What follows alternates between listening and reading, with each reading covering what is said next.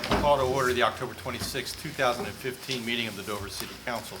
I'd ask you to please rise as we have the invocation by Chaplain Wallace Dixon, followed by the pledge to our nation's flag, led by Councilman Hare. Shall we pray? Our Father, our God, we just want to take time to say thank you for your goodness and your mercy. As we come into our meeting tonight, we're asking your presence to be here as we do business for our city. Bless everyone that's here, we pray. Amen. Amen. I pledge allegiance to the flag of the United States of America and to the republic for which it stands, one nation, under God, indivisible, with liberty and justice for all.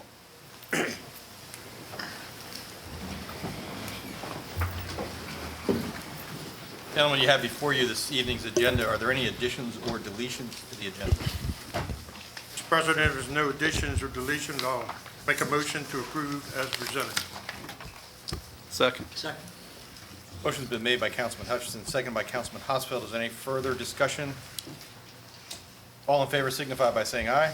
Aye. Opposed? Motion carries unanimously. We now have before us the consent agenda. Those items on the council agenda which are considered routine and non-controversial are marked with an asterisk and will be acted upon by a single roll call vote of the council. There will be no separate discussion of these items unless a member of council so requests, in which event the matter shall be removed from the consent agenda and considered a separate item. What is the pleasure of council? Move that consent agenda be adopted. Second. It's been moved by Councilman Neal and seconded by Councilman Lewis to adopt the consent agenda. Is there any further discussion? Madam Clerk, please call the roll. Mr. Anderson? Yes. Mr. Sedler? Yes. Mr. Neal? Yes. Mr. Lewis? Yes. Mr. Cole? Yes. Mr. Hosfeld? Yes. Mr. Hare? Yes. Mr. Hutchison? Yes. Mr. Stillman? Yes, motion carries 9-0. Item number 2A is a certificate of recognition for David Chambers. I invite Mayor Christensen and Mr. Dave Chambers to the podium. And I would request that the city clerk read the certificate into the record.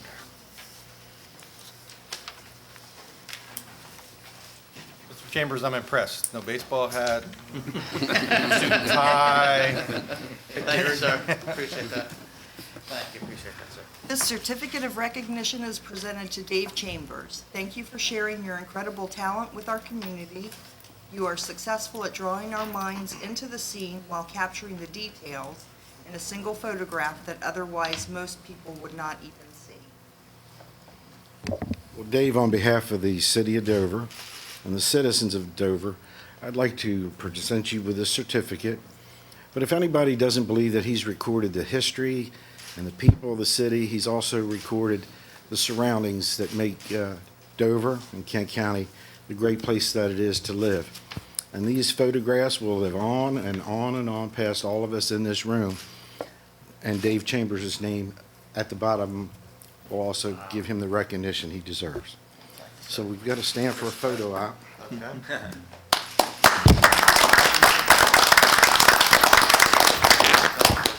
Well, thank you, sir.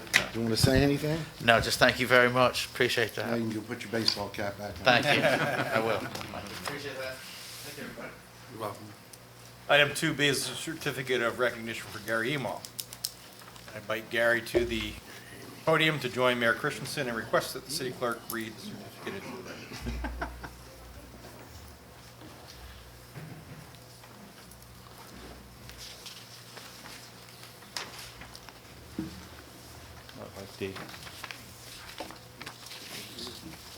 This certificate of recognition is presented to Gary Emaw for 50 years of professional excellence.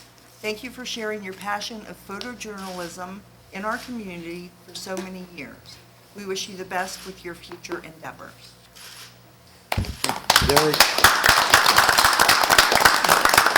50 years of recording the history, once again, as Dave has, of the life here in Kent County and Central Delaware. And I have to tell a story about Gary Emaw, because I almost wouldn't be here tonight to present him with this certificate. We played a softball league for the Firemen's League, and we played behind the old Dover Police Station. And I went in to fill in as a pitcher, and he hit a line drive. Now, I have to tell you the rest of the story because all of us had taken up chewing tobacco. It hit me in the chest. I swallowed a plug of tobacco in addition to being knocked out, and that was the end of my softball career. So I present you, I'm glad I'm here to present this to you and your wife.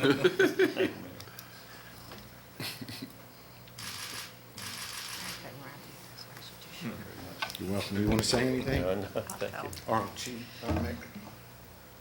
Councilman Hutchinson. Mr. President, thank you very much. I got to tell some stories about Gary Amy. Back when I was a young person at the age of 24, I had just started my police career with the Dover Police Department. And because of Gary Amy, almost every major scene that you can think about, whether it was a shooting, a stabbing, an accident, airplane crash, anything that was major, Gary Amy was there. And no one told the story better than his pictures. And all I can say is when I look back in 1967, and it's important if you look at history, the population of the city of Dover was 12,000 people. The Dover Police Department had a total of 24 officers. Starting salary was $78 a week. And at the end of the first year, you made a total of $4,056. And when I look at how things have changed over the last 50 years, and I look at the history, as we're here tonight to celebrate, of what one person, because of his skill sets with a camera, and let me tell you, because of his relationship with the men and women of the Dover Police Department and every other law enforcement department in King County and state police, he was a trusted friend who could come into a crime scene and be trusted and would take and help us take care of photographing the crime scene. Gary, you've been a great friend, and I cannot thank you personally enough for what you've done for this community and the state of Delaware. Thanks, sir. Congratulations, well deserved. Don't go away just yet. Councilman Hare? I'll go back even a little further. When I first came to Dover for a part-time job, I used to umpire softball. And one of the things we had to do on New Street, I don't think they have it now, but we used to have to put these big tall nets up because the neighbors were complaining because when Gary would hit home runs, which was every time he was up just about, they were hitting the houses and the neighbors were complaining. So they had to put those big tall nets up to catch the balls.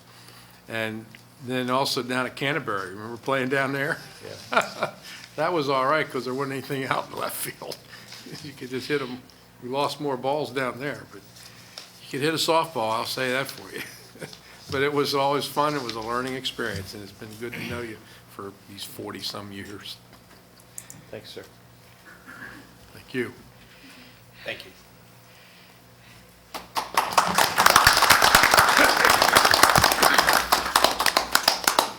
Item number 3 is a proclamation for Diabetes Awareness Month. I would invite Lieutenant Chris Hermance and his son Blake Hermance to the podium to join Mayor Christensen, and I would request the city clerk to read the proclamation into the record. Whereas diabetes is a serious disease which has no cure and is a major cause of heart disease and stroke. It is the 7th leading cause of death in the United States. And whereas nearly 26 million American children and adults have diabetes, with someone diagnosed with type 1 diabetes every 35 seconds.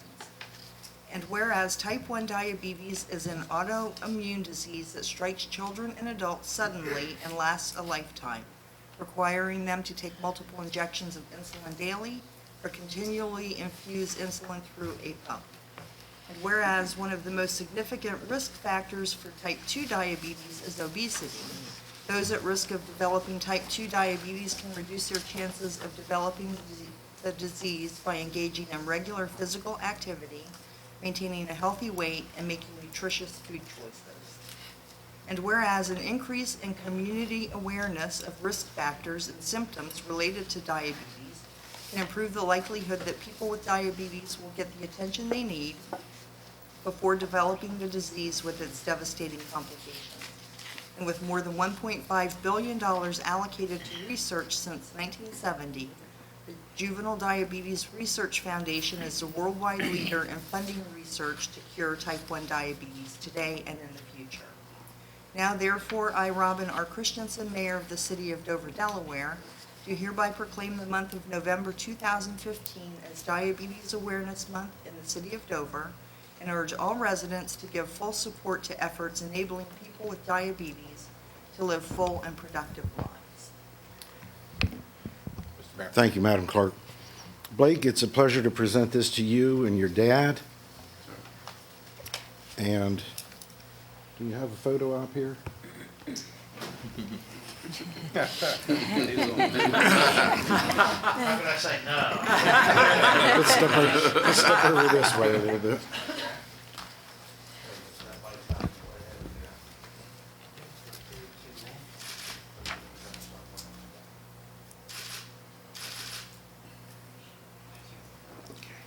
Thank you. Is there anything you or your dad would like to say?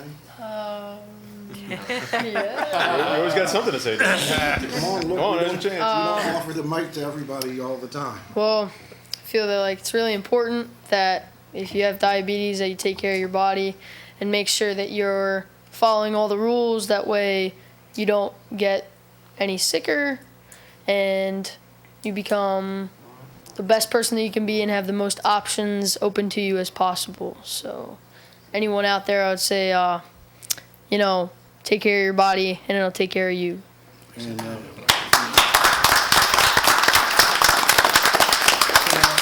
what your aspiration is in life? What do you want to be? Yeah, so I would like to be a police officer. One of my main career goals was to be in the Air Force, but because I am diabetic, I can no longer be in the military, but there might be some ways around that. Other than that, yeah, I would definitely love to be a police officer. My dad's a police officer, and I've loved hearing all the stories, and I'd like to make some of my own. So. You got to say you want to be a Dover police officer. A Dover police officer, yeah. All right, sir, thank you. Thank you.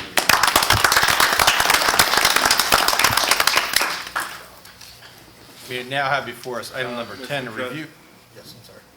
Councilman Neal, I apologize. May I, can I give an alternate direction to our young man? I'm a diabetic, and I'm 81, and I'll soon be 82. So there, you could have a career in politics. Being a diabetic will not stop you. And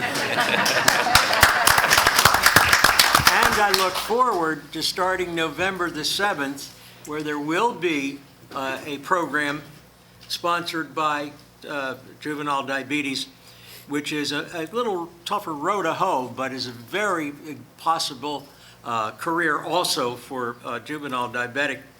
And I look forward to being there at the start of that program and then coming back to the parade that'll follow later on that day for the veterans. So I hope to see you on November the 7th. Yes. Thank you. Thank you, Councilman Neal.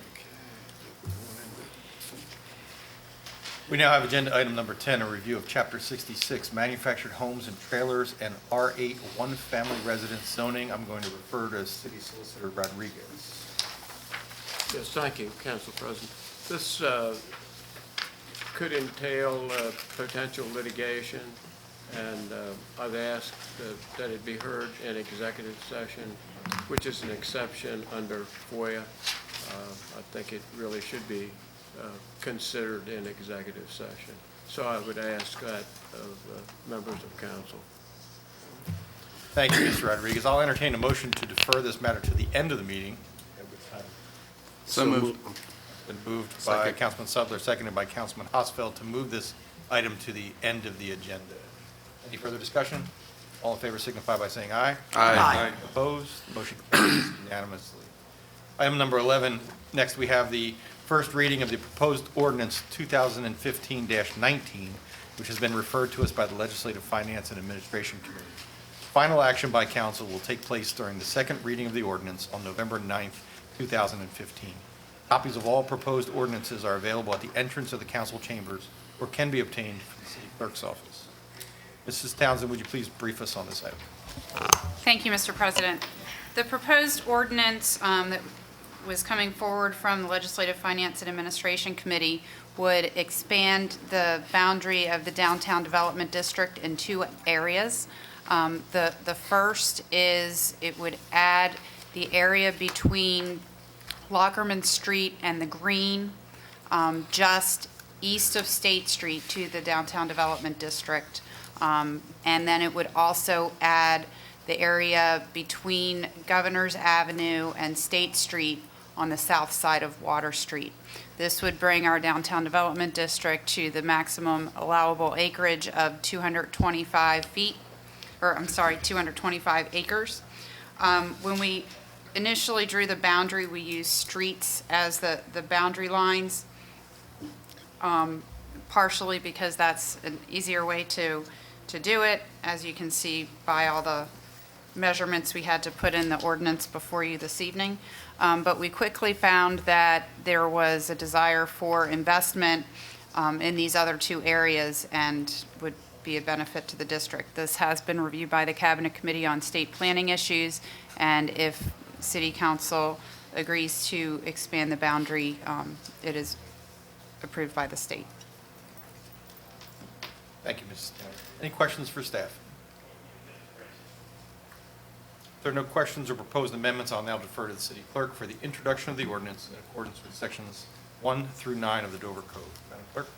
Proposed ordinance number 2015-19, amending Appendix C, Downtown Redevelopment, Article 2, Definitions, Section 4, Target Area. This constitutes the first reading. The final reading is scheduled to take place on November 9th, 2015. Thank you. There is no action to take at this time. Item number 12, the first reading is offered on proposed ordinance 2015-17. Since it is an amendment to the Appendix B zoning, a public hearing is required. It is recommended for referral to the Planning Commission on November 16th, 2015, and that a public hearing be set for December 14th, 2015 at 7:30 p.m., at which time the final reading and council action will take place. Copies of all proposed ordinances are available at the entrance of the council chambers or can be obtained from the city clerk's office. Mrs. Townsend, will you please brief us on this item? Thank you. This ordinance would first eliminate Chapter 14 of the Dover Code, which relates to amusements and entertainment, and it would then further amend the recreation and commercial zone by doing a little bit of cleanup and by adding temporary outdoor activities and temporary camping areas. This will allow for the festivals that are happening at the Dover International Speedway Woodlands area. We've been working with the Speedway regarding annexation of the property. So this would allow the property to come in and be zoned appropriately and afford for those uses, but also to put some standards on how those uses would happen. So it has it addresses issues such as noise hour, prohibition of amplification systems outdoors past certain hours. It has standards for the camping areas, and again, just has some other cleanup. It also includes the proposed fees for the temporary activity permit and for the temporary camping permit. We have been working with the Speedway as we've been drafting this, and we're ready to move forward. And then with that, they'll be able to annex the remainder of the property and put the entire festival under one jurisdiction rather than being split between the city and the county, which causes plenty of confusion for all involved. Any questions for staff? I have Councilman Huffman. I have comments. I don't know if they're questions or not, but would it be appropriate to go ahead and? Yes. I appreciate all the work that Ms. Townsend has done, and obviously I think it's some good work. The site plan, the hours of that we can have music. This kind of goes back to in all fairness, and what I should have stated, I guess, in the beginning, everybody should know, full disclosure, I'm an employee of Dover International Speedway. But when I read this ordinance, my first concern is the permitting fee. If we look at Dover International Speedway, obviously one of our highest taxpayers in the city. We are in the business of putting on NASCAR races. We're in the business of putting on music festivals. That's why we pay the taxes that we pay. One of my concerns is that in addition to that, then you see that we're getting charged, there's a permit fee being charged to do what we're paying taxes to do. And to me, it almost seems, maybe it's not, but to me, it almost seems that it's a case of double jeopardy. We're paying taxes to do this. This is our business. Everybody else in the city, or most other places around us that's, surround our property, make money off the events that we host and that we put on. So it bothers me to some degree that, please, Ms. Townsend, don't take this the wrong way, that we're nickel and diming, and I just don't see the sense in having this fee. I mean, this is our business. This is our profession. This is what we do, and we do it very well. Whether we're working with local law enforcement, whether we're working with local EMS or DelDOT, whatever. Our site plans, we submit those, obviously. We comply with all the prerequisites of this ordinance. It's just, I don't see the need for us to have to pay a special permit fee to do what, in fact, we're in the business of doing. I mean, this is, whether we're holding NASCAR races, whether we're holding a music festival, whether we decide to hold a fall festival next year of some type, who knows? This is our business, and I just don't see where it is appropriate to charge another fee, again, for what we're already paying those taxes to have the ability to do. And again, maybe I'm wrong, maybe I'm off base, and please tell me if I am, but I just thought it necessary to say that. Councilman Sudler, and then Councilman Cole. This question is for Ms. Townsend. Ms. Townsend, with the current usage underneath the code for Speedway, does it cover that area where they can have campgrounds and with their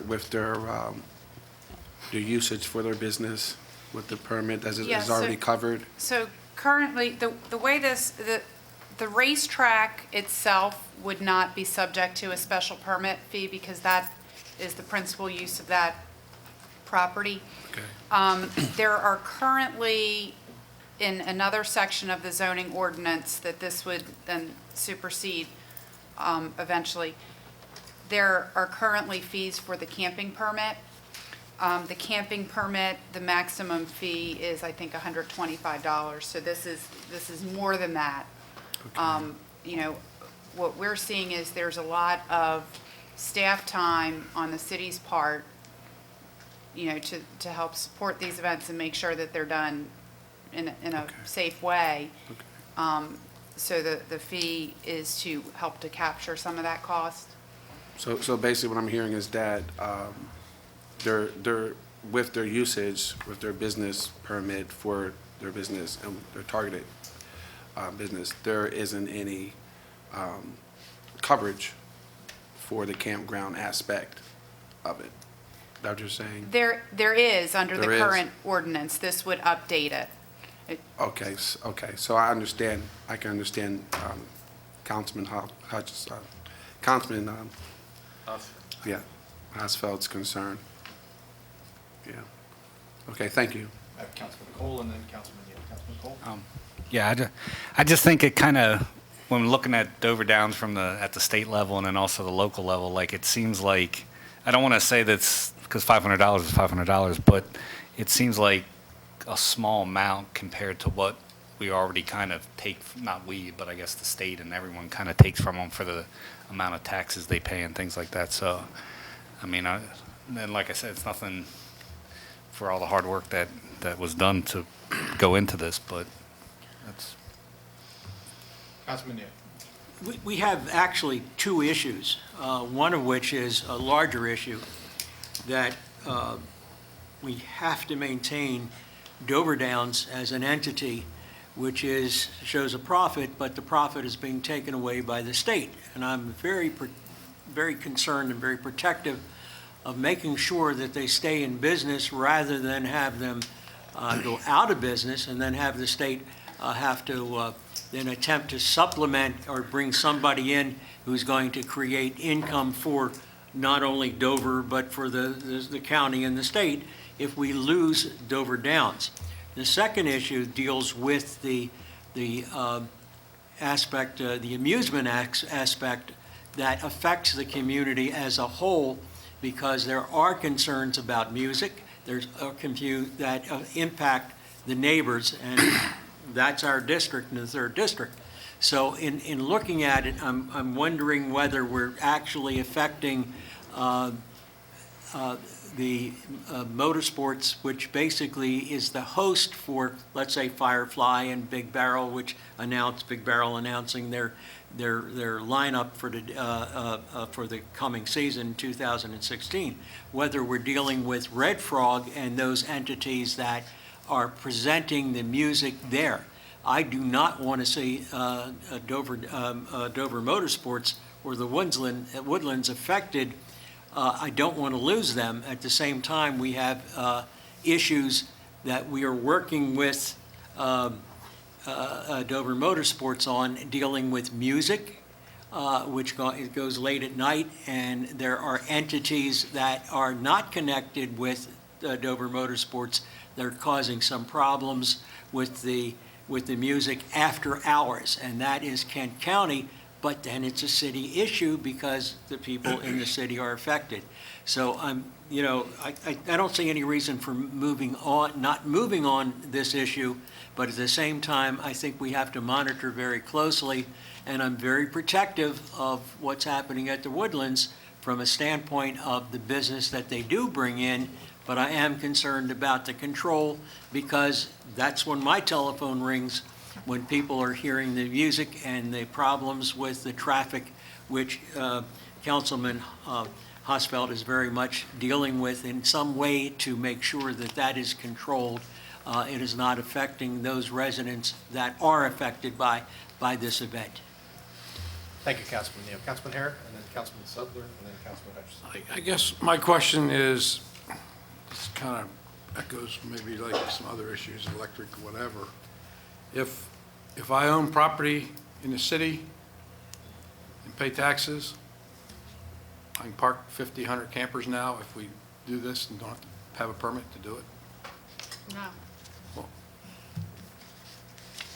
I can have events on my property that I pay taxes for and don't have to have a permit? That's not what this is proposing. Okay. Councilman Sudler. Could we omit, or could we consider omitting the permit part of the noise ordinance component of staff's recommendation? I guess. And then just Just a reminder that we would be referring this to the Planning Commission. Right. And it would come back to us for a public hearing as well. Okay. Be publicly vetted at the Planning Commission, and then it would come back to us on December 14th for a public hearing. It might be appropriate for staff to gather our concerns at this point. Right. We Right. Carry that forward to the Planning Commission. If amendments need to take place, they can take place at the Planning Commission and/or the December 14th council meeting. Okay. But you're certainly welcome to do whatever. Can you just note that as a suggestion or something that we could look into? Can I and ask a question? Yes. To Mrs. clarify? Townsend, go ahead. Is your concern about the fee or the permit itself? Because the permit itself is what,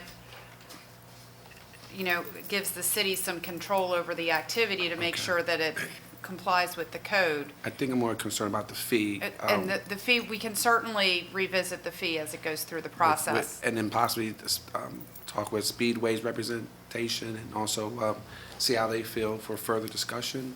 And we've been working with them, and we will continue to work with them as this moves through the process. We do not want this to not be successful because the fees are not palatable. We can certainly work through those issues. Okay. Thank you very much. Councilman Hutchison. Thank you, Mr. President. I certainly echo and support the comments made by Councilman Husfeld, and I think it's extremely important. A lot of times, a lot of individuals sitting around the room, you don't see how many times Dover Downs over the course of a year and what they do for this community on a giving note, on giving to those that are less fortunate and giving to special projects. So anything that we may do to look at enhancing or creating new fees, I certainly would like us to take our time, look at it and review, because I'm all about fairness. And when I look at Dover Downs and the wonderful employer they've been over the years, I certainly want to make sure we're doing everything in not only their best interest, but certainly the city, and most importantly, the county and the state of Delaware. Thank you. Councilman Neal. I think one of the issues that we have are residents in the area of the Woodlands who will rent out their property for parking. We have parties that go on after hours, which cause a lot of additional news.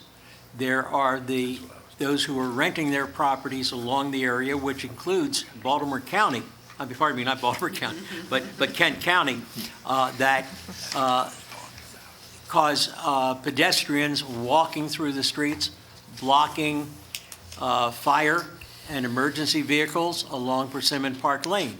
That is a very specific concern of ours, which I believe that the ordinance is trying to address as well, not to affect or hurt the woodlands in that area. But there are private individuals who are profiting from the area, who are permitting the parking that's going on, and in addition to the parking, but also permitting people to stay over, erect tents that are not on Dover Downs property or Dover Motorsports property, who also are causing problems with pedestrians and the safety issues that are affecting those of us who live in the area, Persimmon Park Place, and my community in particular, which is, we own the homes, but we don't own the property. So these are trying to address some of those issues that are there. So how do we go protecting the Woodlands property that is hosting Firefly and hosting the Big Barrel? At the same time, the people who are along the way who are not controlled, which need to have some sort of a control in place. And this is an attempt to address that issue, which is not directly affected by the Woodlands is operated by the Dover Motorsports. And please keep in mind that it's two separate issues that are here involved that impact that entire area along Persimmon Park Place. That's what I was talking about. Councilman Anderson. Thank you, Mr. President. I have a question actually about because I see two separate issues here. One being the temporary activity fee, which I do have some concerns about, but the other has to do with the temporary camping permit fee, which seem to be a different issue. Do these fees only apply in the RC zone? So the way this is written, this would apply in the RC zone. There is another companion piece that we will need to add to Article 5 of the zoning ordinance that is not, quite honestly, just wasn't ready to bring forward yet. So that will be coming forward.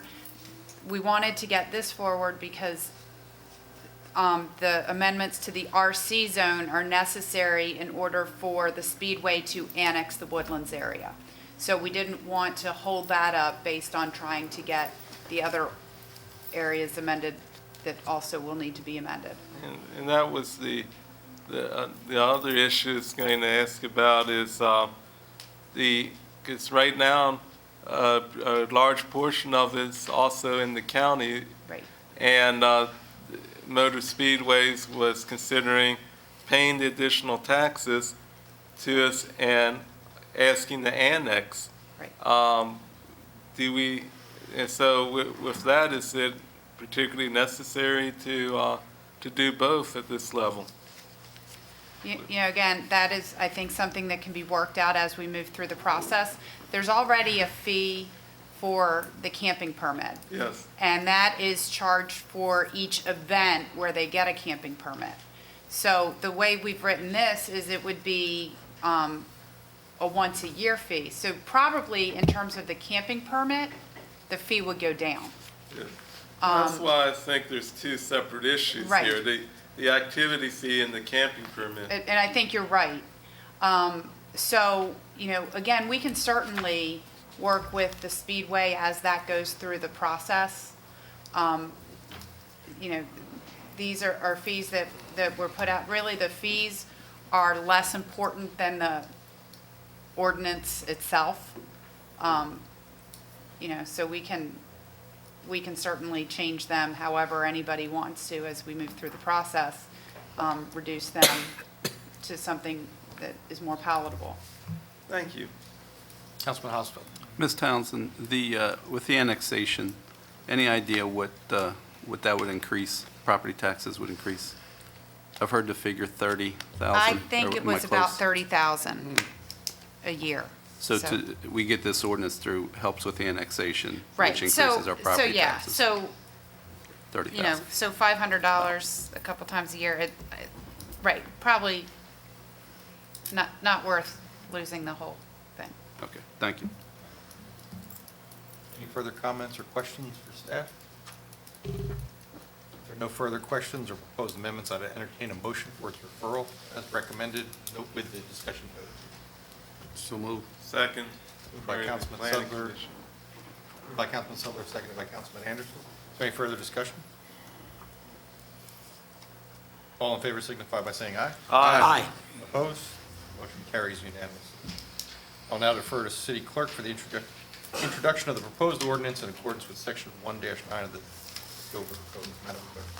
Proposed ordinance number 2015-17, amending Chapter 14, Amusements and Entertainments, Appendix B zoning, Article 3 District Regulations, Section 18 Recreational and Commercial Zone, and Appendix F Fees and Fines. This constitutes the first reading. The final reading is scheduled to take place on December 14, 2015. Thank you, Madam Clerk. Item number 13, final reading of proposed ordinances. The first reading of the following proposed ordinances was accomplished during the council meeting of October 12th, 2015. Copies of the proposed ordinances are available at the entrance of the council chambers. First, I will entertain a motion to consider the final readings by title only, which is simply to allow the waiving of the readings. A separate motion will be necessary for their adoption. So move. Second. Moved by Councilman Herron, seconded by Councilman Anderson. Any further discussion? All in favor signify by saying aye. Aye. Opposed? The motion carries unanimously. 13A, ordinance 2015-15, amending Chapter 70, offenses and miscellaneous provisions, Section 70-2, weapons generally, and Appendix F, fees and fines. I believe Councilman Hosfeld, did you have an amendment you wanted to bring forward? I do. I'd like to propose an amendment to line 37 of the ordinance by inserting the word illegal before the word narcotic. I believe last meeting we had some concerns about what a stimulant was and possibly what a narcotic and depressants were. So I think by substituting the word illegal in that line, that should help clarify anybody's concerns regarding that. Second. An amendment has been proposed in the form of a motion by Councilman Hosfeld and seconded by Councilman Anderson. Is there any discussion of the proposed amendment? All in favor signify by saying aye. Aye. Motion carries unanimously. What is the pleasure of council on this final adoption? Councilman Anderson. I have an amendment to, I move to strike paragraph G, which are lines 86 through 91, which has to do with something very strange in this ordinance. It basically says, even though we're passing something new, that we're not repealing the old, and that you have to look at the two of them. The more stringent of the two shall govern. That's a very unusual provision, and it's something that could lead us to the situation we had in our zoning laws at one point where we had 3 different sets of regulations governing swimming pools. I think one set of rules is, I mean, it is, should govern, it should be the latest one passed.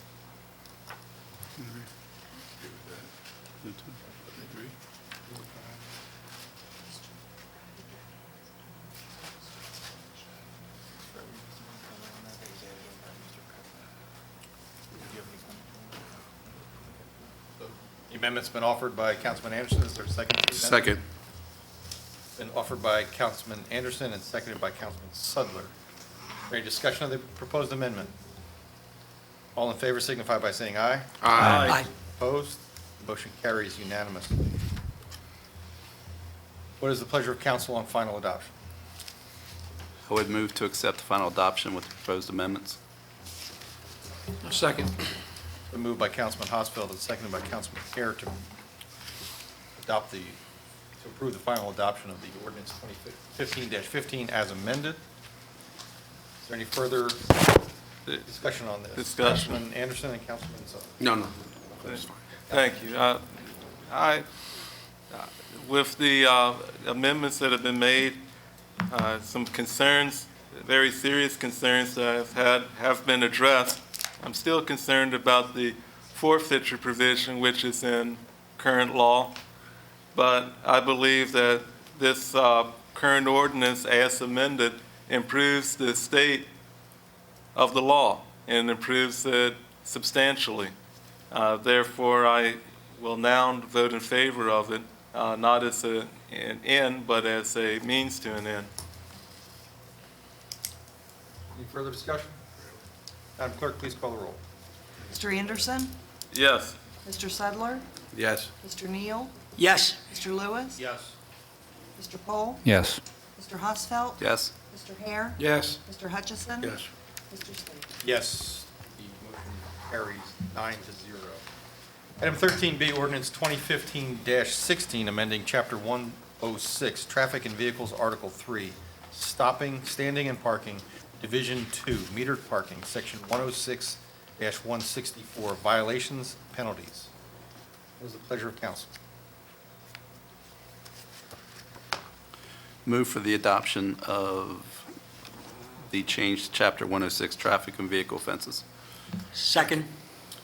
Been moved by Councilman Hosfeld, seconded by Councilman Neal to adopt the ordinance. Is there any further discussion? Councilman Anderson. Thank you. Mr. President, on this side, must still oppose this particular piece of legislation because I am concerned with the fact that it makes no distinguishment of number of tickets, and therefore a handicap parking can fall under this provision, which is a $100 fine. Thank you.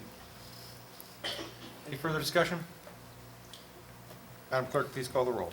Mr. Anderson? No. Mr. Sedler? No. Mr. Neal? Yes. Mr. Lewis? No.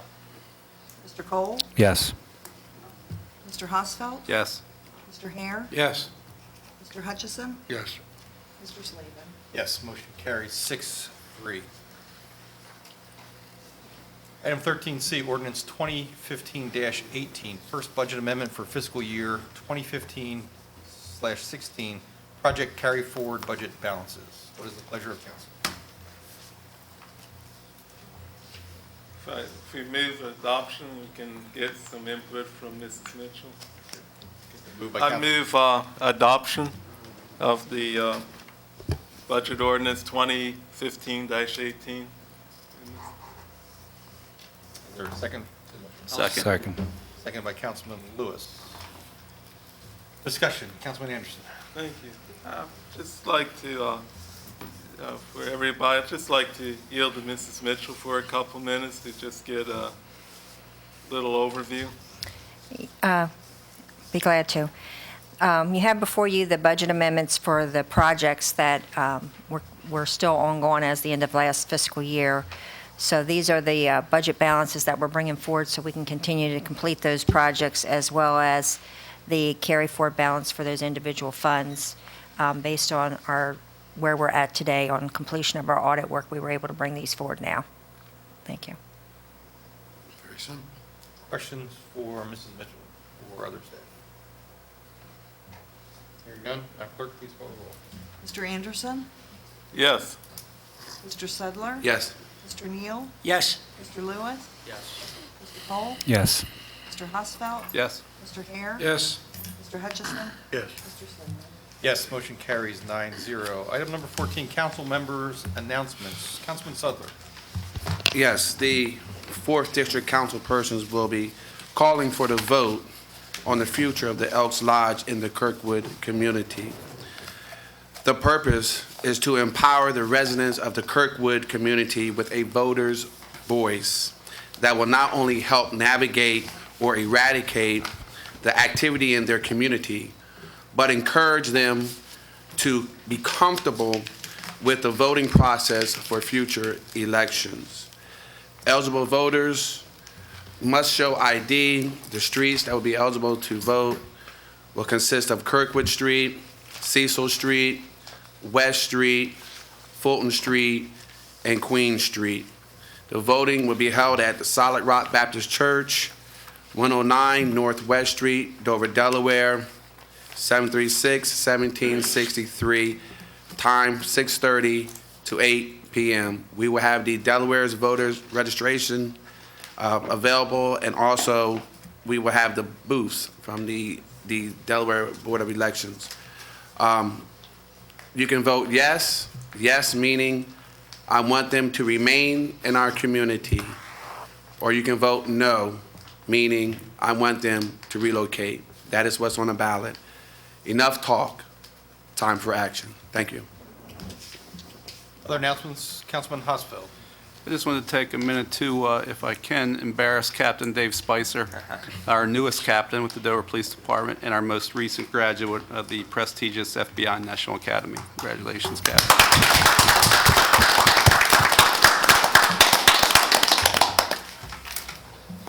Councilman Anderson. Thank you. That's definitely well-deserved.